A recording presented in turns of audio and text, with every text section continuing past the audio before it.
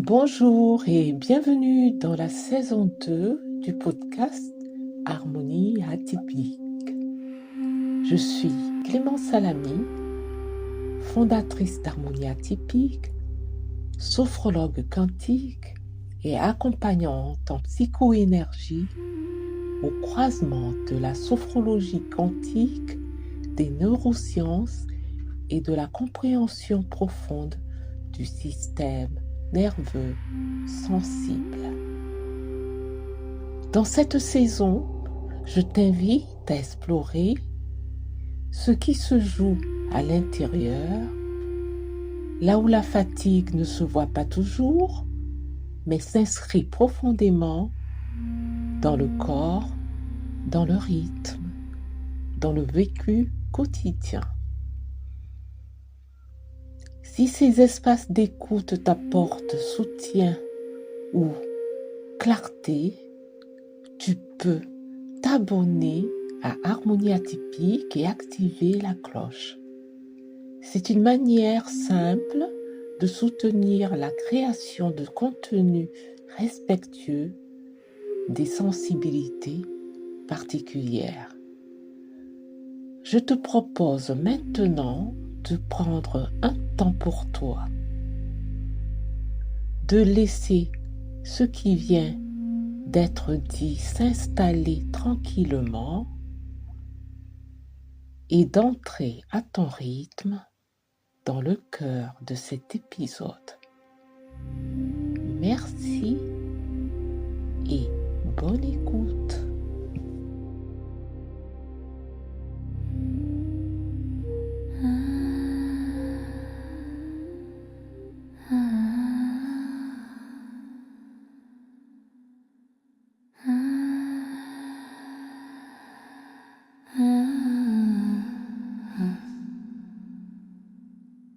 Ce que ton enfant réveille de ton passé émotionnel. Comprendre le miroir familial. Respire doucement et laisse cette idée se déposer en toi.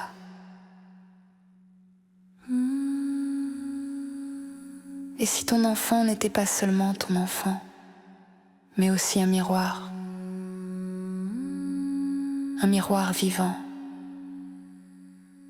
un révélateur, quelqu'un qui, par sa manière d'être, vient toucher des endroits en toi que tu croyais oubliés. Peut-être que tu connais cette sensation. Quand il pleure, quelque chose en toi s'emballe. Quand il refuse, une colère disproportionnée monte. Quand il a peur, une panique ancienne réapparaît. Et tu te demandes, pourquoi est-ce si intense? Pourquoi cela me touche autant? Parce que ton système nerveux ne vit pas uniquement le présent. Il transporte une histoire.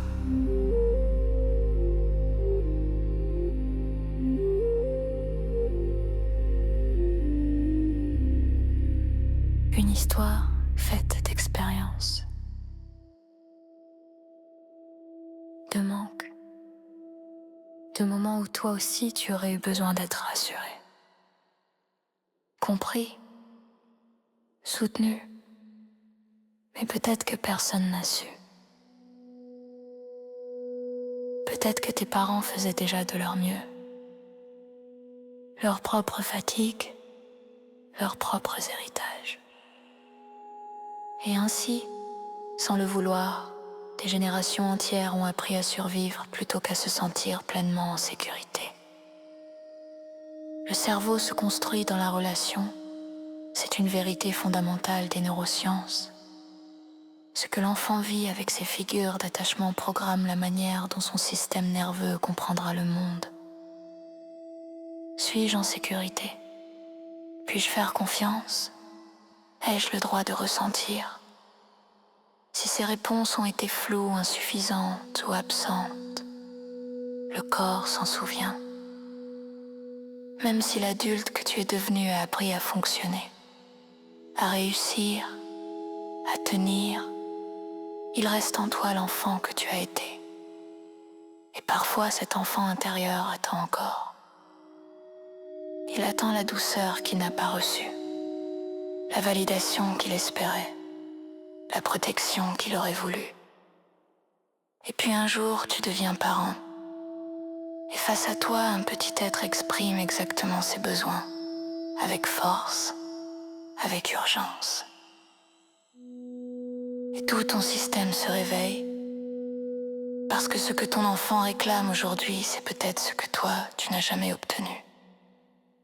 Alors l'émotion déborde, la patience se fragilise, la fatigue devient immense. Non pas parce que ton enfant exagère, mais parce qu'il touche une mémoire. On appelle cela la résonance intergénérationnelle. Les recherches montrent que les traumas, les insécurités et les stratégies de survie peuvent influencer plusieurs générations. À travers l'éducation, à travers la posture émotionnelle, même à travers la biologie du stress, ton corps porte parfois des réponses qui ont commencé bien avant toi.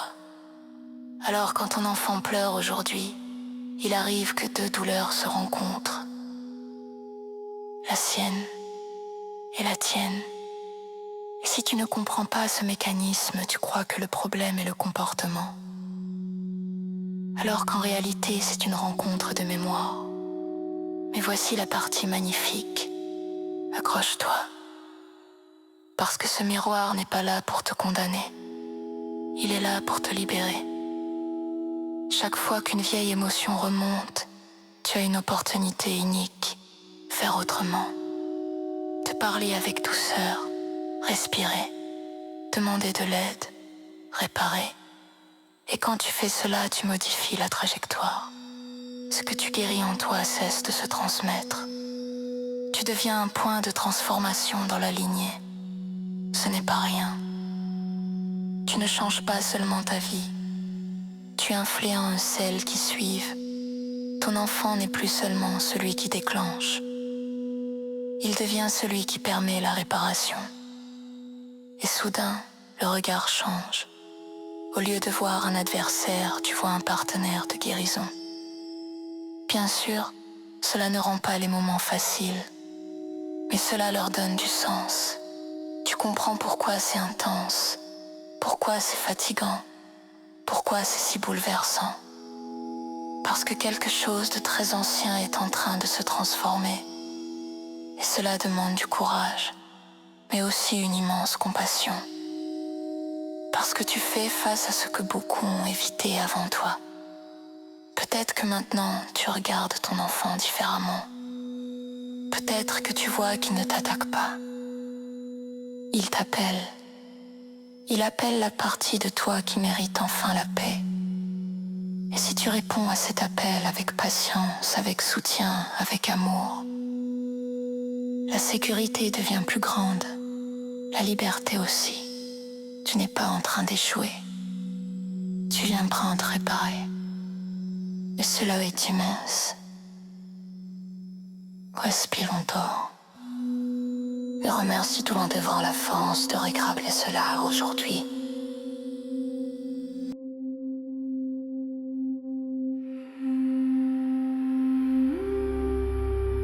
Avant d'arriver au terme de cette écoute, je t'invite à rester un instant avec ce que tu viens d'entendre, sans chercher à analyser, simplement en laissant ton corps intégrer à sa manière.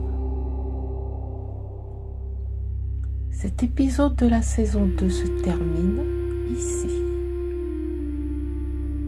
Si certains mots ont résonné pour toi,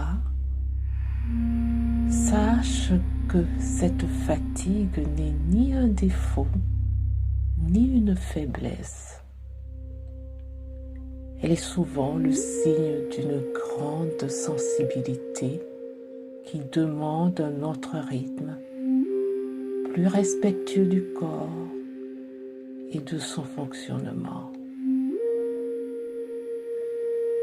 Tu peux t'abonner à Harmonia Typique pour continuer ce chemin d'écoute et recevoir les prochains épisodes de la saison 2. Merci pour ta présence, pour ton attention et pour la douceur que tu choisis d'offrir à ton propre rythme intérieur. À très bientôt.